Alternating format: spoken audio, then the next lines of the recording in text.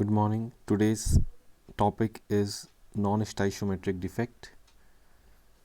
ये इम्पॉर्टेंट है और इससे छोटे मोटे एक एक दो दो नंबर के क्वेश्चन आते हैं.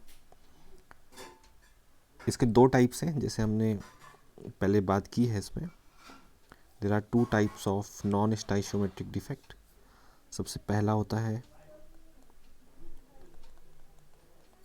मेटल एक्सेस डिफेक्ट और दूसरा होता है मेटल डेफिशिएंसी डिफेक्ट. हम मेटल एक्सेस डिफेक्ट्स के दो टाइप्स पढ़ते हैं. एक है ड्यू टू एनाइनिक वैकेंसी और दूसरा है due to extra cation.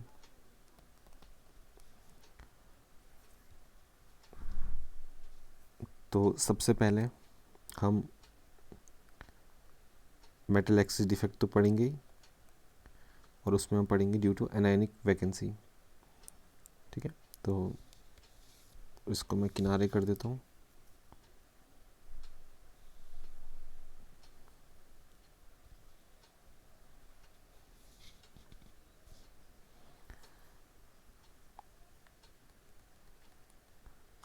Metal excess defect ये किसका टाइप है? ये है नॉन स्टाइशियोमेट्रिक डिफेक्ट का टाइप है. और इसमें पहला है ड्यू टू एनाइनिक वैकेंसी. तो हम जैसा समझ रहे हैं कि मेटल एक्सेस है ना. अब मेटल क्या होता है? मेटल मतलब सबसे पहले कंसेप्ट हम समझते हैं. मेटल क्या है? मेटल मतलब जो इलेक्ट्रॉन को लूज़ करता है.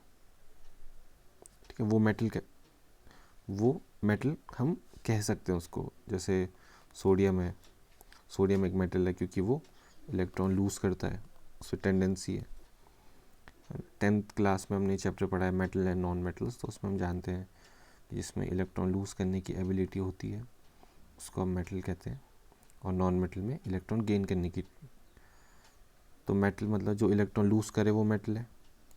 ठीक है, तो जो इलेक्ट्रॉन लूज़ करता है वो कहा जाता है कैटायन. तो मेटल का लेना देना कैटायन और एनायन के साथ होता है. तो अगर जो कैटायन ज़्यादा है, कैटायन मतलब जो इलेक्ट्रॉन क्या करते हैं, लूज़ करते हैं. एनायन मतलब जो इलेक्ट्रॉन क्या करते हैं, गेन करते हैं. तो मेटल कौन है? ये है मेटल. ठीक है, और ये मेटल नहीं है. तो अगर जो हम चाहते हैं कि मेटल ज़्यादा हो तो उसके लिए कैटायन का ज़्यादा होना ज़रूरी है और एनायन का कम होना ज़रूरी है. इसीलिए जैसे ड्यू टू एनायनिक वैकेंसी, तो एनायन या तो कम कर दो या तो एनायन कम कर दो, है ना. अब एनायन अगर जो हमारे कम हो गए तो मेटालिक कैरेक्टर क्या हो जाएगा, ज़्यादा हो जाएगा. या कैटायन ज़्यादा कर दो. अब कैटायन ज़्यादा हो गए तो भी हमारा जो मेटालिक कैरेक्टर है वो भी ज़्यादा हो जाएगा. तो इसीलिए इसके दो टाइप्स हैं. ठीक है, ये बिल्कुल कॉमन सेंस वाला टॉपिक है कि हमें मेटालिक बिहेवियर बढ़ाना है तो एनायन को कम कर दो. इसलिए यहाँ पे है due to anionic vacancy. Vacancy मतलब एनायन को हटा दो. तो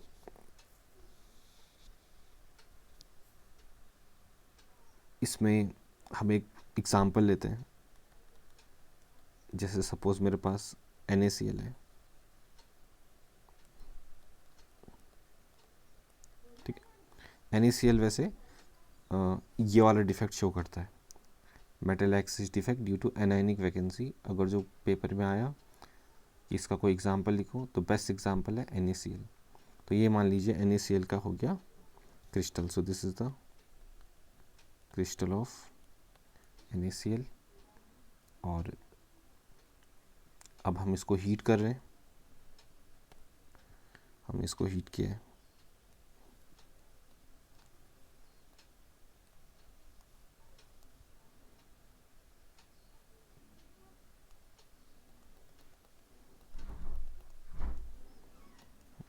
अब we have raise the temperature of NaCl, लेकिन यहाँ पे हम इसको जो हीट कर रहे हैं, हम इसमें कुछ वेपर्स भेज रहे हैं। देखिए हीट करने के कुछ तरीके होते हैं, तो हम यहाँ पे इसको हीट तो कर रहे हैं, उसके साथ साथ हम इसमें वेपर्स भेज रहे हैं, किसके? सोडियम के। तो NaCl को हीट किया जा रहा है in presence of vapours of sodium. तो अब क्या होगा, ये जो वेपर्स हैं सोडियम के, ये यहाँ पे डिपॉजिट हो जाएंगे। Vapours of sodium will be deposited at the surface of NaCl। ये इसके वेपर्स डिपॉजिट हो गए। वेपर्स डिपॉजिटेड, वेपर्स किसके? Na के। ये Na हमने अलग से दिया है, ठीक है, ये Na हमने अलग से यहाँ पे दिया है, तो ये Na के वेपर यहाँ पे डिपॉजिट हो गए। अब यहाँ पे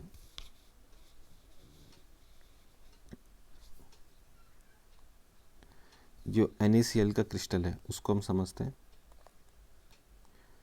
ये NaCl का क्रिस्टल है, इसमें कुछ Na के, दिस इज NaCl,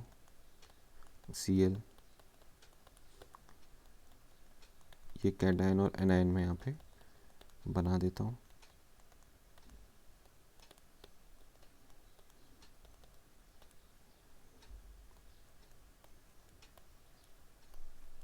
तो जैसे ये इसका नाम है, ड्यू टू एनायनिक वैकेंसी, तो एनायन कौन है? तो ये है हमारा एनायन। अब ये एनायन है, तो ये इस क्रिस्टल लेटाइस को छोड़ के चले जाएगा, ठीक है। अभी क्यों जाएगा? बेसिकली यहाँ पे हम देख सकते हैं, ये जो है यहाँ पे, ये यहाँ पे कुछ डिपॉजिट हो गया है। क्या डिपॉजिट हुआ है? यहाँ पे सोडियम डिपॉजिट हो गया है ना। तो ये क्लोरीन बाहर निकल जाएगा, क्योंकि इसको बाहर कौन मिल रहा है? इसको मिल रहा है सोडियम, ये वाला सोडियम, ये सोडियम के जो वेपर्स थे, तो ये बाहर चला जाएगा और यहाँ पे एक वैकेंसी क्रिएट हो जाएगी। इसी वैकेंसी को हम क्या कहते हैं?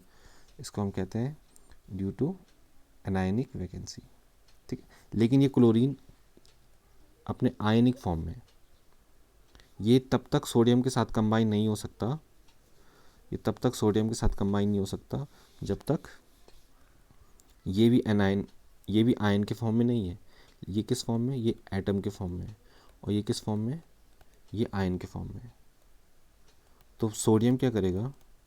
सोडियम यहाँ से एक इलेक्ट्रॉन लूज़ कर देगा, ठीक है। सोडियम एक इलेक्ट्रॉन लूज़ करेगा, ठीक है। और फिर ये जो सोडियम है, ये क्लोरीन के साथ कंबाइन होके NaCl बना के उड़ जाएगा, ठीक है। तो ये NaCl अलग है और ये वाला NaCl अलग है। अब यहाँ पे ये जो इलेक्ट्रॉन बना है, ये जो इलेक्ट्रॉन है, ये येलो मैंने मार्कर से इसको दिखाया है, ये जो इलेक्ट्रॉन है, ये इलेक्ट्रॉन क्या करेगा? ये इलेक्ट्रॉन इसकी जगह ले लेगा, यहाँ पे जो जगह खाली हो रखी है, ठीक है। और ये इलेक्ट्रॉन यहाँ पे आ गया और इस जगह को हम एक बहुत इम्पोर्टेंट नाम देते हैं, इसको कहा जाता है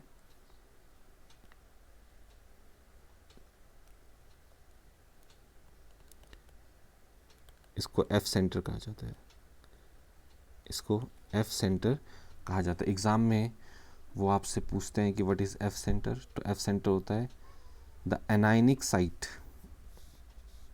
F सेंटर है एनायनिक साइट। ये यहाँ पे एनायन था ना, यहाँ पे एनायन था, तो anionic site which is occupied by,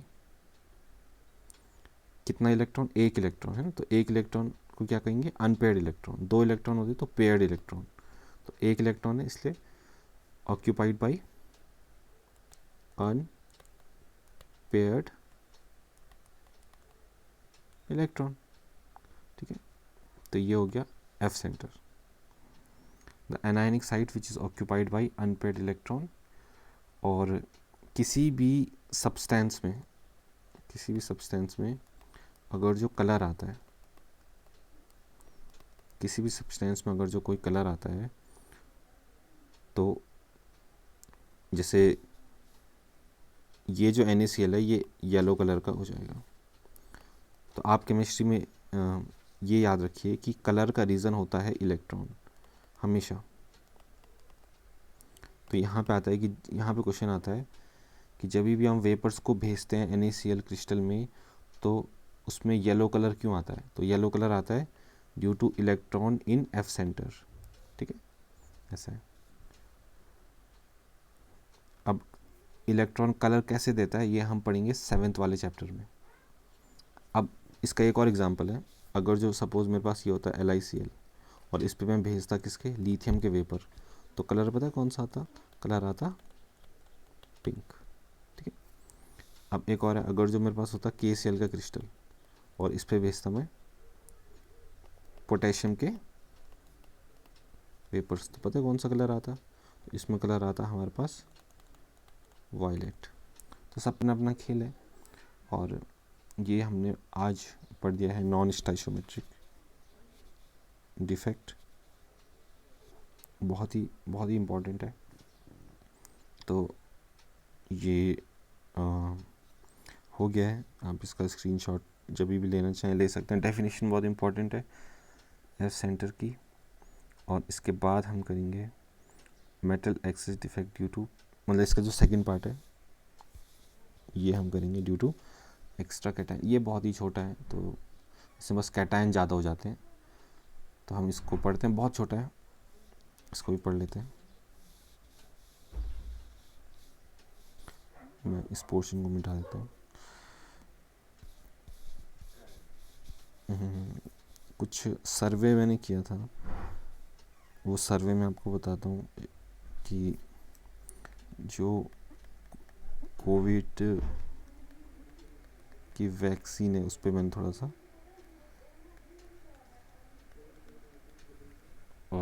क्योंकि उससे थोड़ा सा किसी को हेल्थ, जैसे मैं आपकी बात करूँ, हेल्थ इशू मुझे हुए थे कोरोना वैक्सीन लेने के बाद, तो मैंने सोचा ऐसा क्यों हुआ, क्योंकि मेरी तबीयत जनरली बहुत ही कम ख़राब होती है, और वैक्सीन लेने पे कैसे ख़राब हो गई। तो मैंने उस वैक्सीन पे थोड़ा रिसर्च किया और मुझे फिर पता चला that it is a RNA based vaccine. It is a RNA based vaccine. कुछ वैक्सीन होती हैं जो DNA बेस्ड होती है, लेकिन it is a RNA based vaccine, यानी कि वो हमारे जो RNA है उसको एक तरह से वो ट्रेनिंग दे रही है, वो एक ट्रेनिंग दे रही है। और उस वैक्सीन का जीन पे इफेक्ट नहीं होगा, क्योंकि जो DNA बेस्ड वैक्सीन होती है उसका जीन पे इफेक्ट होता है। ये भी है हमारे पास, जो हमारे पास चैप्टर है बायोमोलिक्यूल्स केमिस्ट्री का, उस पर हम पढ़ेंगे RNA और DNA के बारे में। हालांकि बायो में भी हम पढ़ते हैं। अब जब वो वैक्सीन ली जा रही है तो उसका RNA पे असर होता है, और RNA पूरी बॉडी में, यानी कि वो बोन्स में भी है, वो मसल में भी है ना, ब्रेन भी अफेक्ट होगा उसमें। तो ये सब चीज़ें, इसलिए आई suffered from fever. My fever was around 101 to 102 degrees Fahrenheit. But now it is absolutely fine. There is no pain in the body. I'm feeling very good, and I think that the vaccines are very good और ये मुझे ऐसा लगता है कि सब कोई everyone should take the vaccine. It is very important because it is giving a training. ये हमको ट्रेनिंग दे रहा है जिससे हमारी जो इम्यूनिटी है वो बहुत ज़्यादा इंक्रीज़ हो जाएगी। तो मैंने भी ये चीज़ फील किया है। तो it is very very good vaccine, very very good vaccine. अभी तक, आज तक तो मैं यही कहूँगा, बाकी इन फ्यूचर मैं कुछ कह नहीं सकता, but it's very good vaccine जो मैंने एक्सपीरियंस किया है। ठीक है, तो वैक्सीन के बारे में हमको बता दें। There are 2 types of vaccine, आपको पता होगा। एक है कोवैक्सीन और एक है कोविशील्ड। अब ये 2 वैक्सीन क्यों है? एक्चुअली इन दोनों का काम करने का तरीका बिल्कुल अलग है, लेकिन इनका मकसद एक ही है, इम्यूनिटी को बढ़ाना और कोविड से प्रोटेक्शन के लिए। तो एक्चुअली दोनों का काम करने का तरीका अलग अलग है और इसको 2 अलग अलग कंपनीज ने बनाया है। ठीक है, दोनों ही काफ़ी अच्छी हैं और अब तो मैंने एक्सपीरियंस भी किया है। तो आई थिंक वैक्सीन बहुत ही इफ़ेक्टिव होंगी। जब भी 18 से नीचे वालों को वैक्सीन लगाई जाएगी तो और इसमें आपको कुछ और नई वैक्सीन मिल सकती है। तो अब आगे बढ़ते हैं। ठीक है,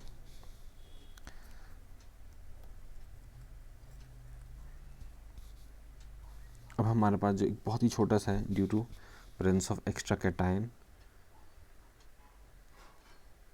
due to extra cation.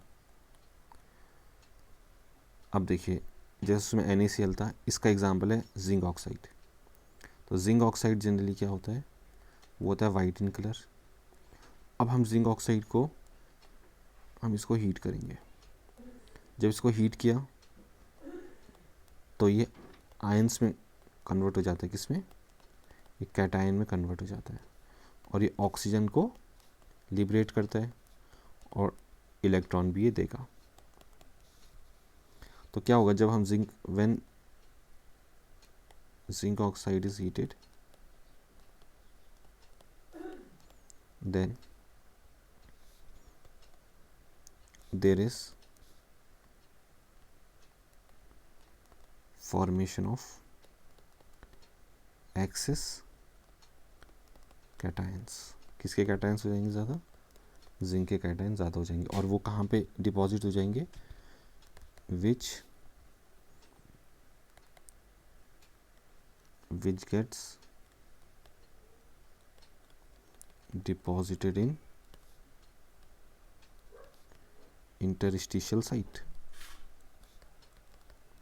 Okay, so बहुत ही इजी है कि इंटरस्टिशियल साइट में वो डिपॉजिट हो जाएंगे। तो ये था हमारे पास मेटल एक्सेस डिफेक्ट और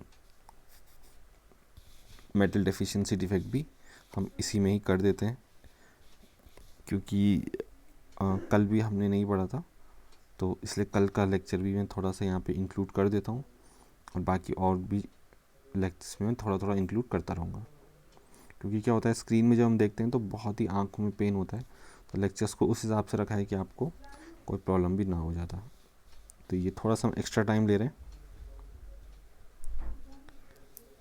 एक्स्ट्रा कैटायन पढ़ने के बाद हम पहुँचे मेटल डेफिशिएंसी डिफेक्ट में। तो जैसा ही इसका नाम है,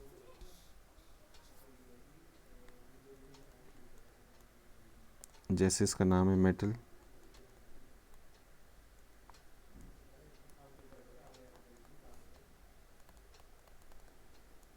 डेफिशिएंसी डिफेक्ट। तो मेटल डेफिशिएंसी का मतलब ये है कि अगर जो किसी सॉलिड में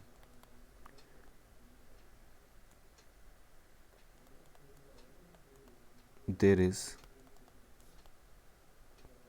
लेस अमाउंट ऑफ कैटायन या फिर लेस अमाउंट ऑफ मेटल। अब ये कैसे होता है? जैसे सपोज इसका एक जो एग्जांपल है वो है आयरन ऑक्साइड। अब मैं इसको थोड़ा सा जूम करता हूँ आपके लिए। ये आयरन ऑक्साइड है हमारे पास, और आयरन ऑक्साइड में जो स्टाइशियोमेट्री रेशियो है आयरन का वो है 1 और ऑक्सीजन का है 1, यानी कि Fe:2 ऑक्सीजन का रेशियो कितना है 1:1। ये स्टाइशियोमेट्री रेशियो है। लेकिन अगर जो ये रेशियो थोड़ा सा कम हो जाए, ये रेशियो हो गया हमारे पास, जैसे 1 है तो ये हो गया 1 से थोड़ा सा कम 0.9:1, तो ये 1 से कम हो गया है ना। तो हम देख सकते हैं आयरन जो है वो एक कैटायन है, वो एक मेटल है जिसका रेशियो कम हो गया 1 से। तो जब मेटल में कमी आती है इस टाइप की तो हम उसको मेटल डेफिशिएंसी डिफेक्ट कहते हैं। तो इस केस में इसको हम क्या लिखेंगे, इसको हम लिखेंगे Fe:0.9O1, हम इसको ऐसे लिखते हैं। ठीक है, तो ये बिल्कुल एक नया कंसेप्ट है और इसका जो डिटेल्स है वो हम फ्यूचर में पढ़ते हैं। जब आप थोड़ा हायर केमिस्ट्री पढ़ेंगे तो उसमें हम ये सब चीज़ें पढ़ते हैं।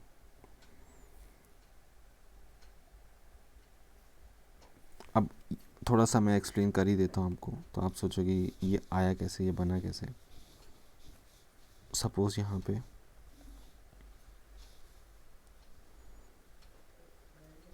मान लीजिए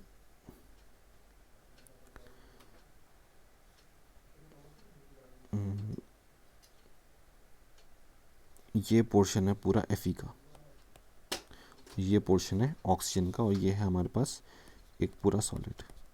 ठीक है, अब हुआ ये कि इसका कुछ हिस्सा, इसके कुछ हिस्से में जो Fe था वो बाहर चले गया। ठीक है, वो बाहर चले गया।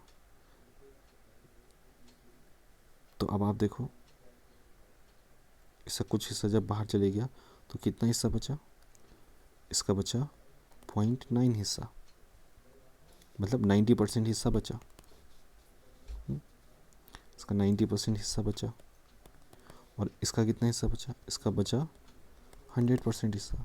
इसीलिए इसका जो रेशियो आया Fe जो आया, Fe आया कितना 0.9, और ऑक्सीजन कितना आया कंप्लीट 1। ये है इसकी पूरी कहानी। तो बहुत ही ईजी टॉपिक है। इसके बाद हमारे पास एक और कंसेप्ट है,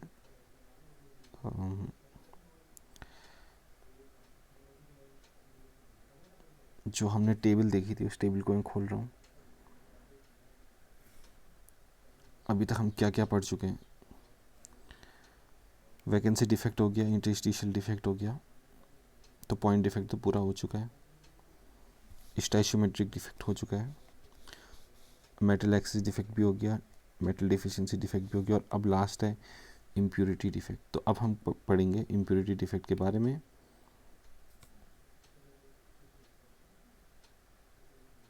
इम्प्योरिटी डिफेक्ट वैसे काफ़ी छोटा है, इसको भी ख़त्म करते हैं।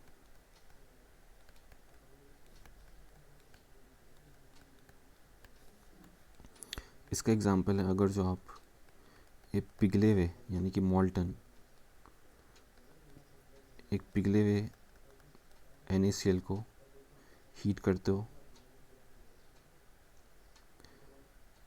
या फिर आप उसमें ऐड कर देते हो बहुत कम SrCl2, ठीक है, तो तब हमारे पास कुछ डिफेक्ट्स आता है, उसकी स्टडी करते हैं। सपोज ये मेरे पास NaCl है,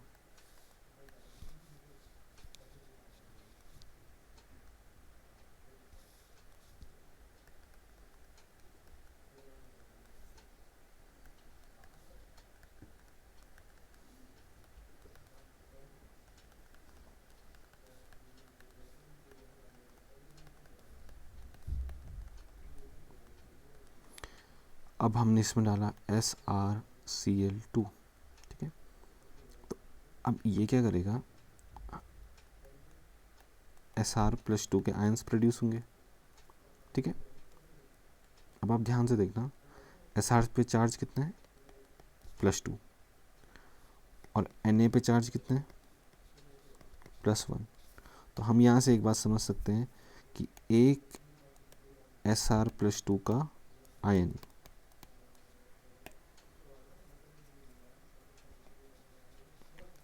Sr+2 का आयन कितने Na आयन के बराबर है, 2 Na आयन्स के बराबर है।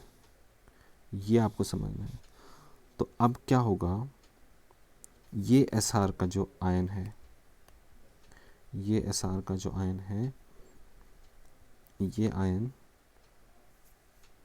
कहाँ चले जाएगा, ये आयन चल जाएगा यहाँ पे, और ये इसको भी रिप्लेस कर देगा, यानी कि 2 Na को रिप्लेस कर देगा। आप देखो कैसे ये होगा, 2 Na बाहर आ गए,